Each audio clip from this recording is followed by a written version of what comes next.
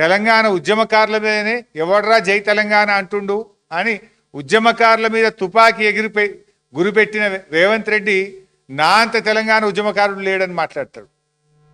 సోనియా గాంధీ గారిని పట్టుకొని బలిదేవతాన్ని తిట్టినటువంటి రేవంత్ రెడ్డి అసలు సోనియా గాంధీని దేవత, అసలు కాంగ్రెస్కు నా అంత విధేయుడే లేడు అని మాట్లాడతాడు.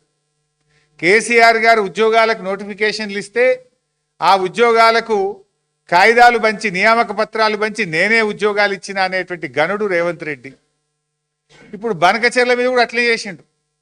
బనకచెర్ల మీద మేము జంగు సైరన్ కొట్టి ఆంధ్రప్రదేశ్ హుషారు చేసింది. ఏం చేసింది? లేలే మేము బనకచెర్ల వెనుకకు తీసుకుంటున్నాము అన్నది మధ్యలో.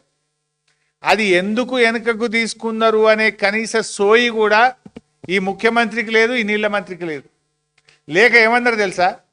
లేలే మా పోరాటానికే బనకచెర్ల వెనుకకు తీసుకున్నది ఆంధ్రప్రదేశ్, ఇది మా విజయం అన్నాడు ఉత్తమ్ కుమార్ రెడ్డి. అయితే ఇలా కనీస సోయి లేదు.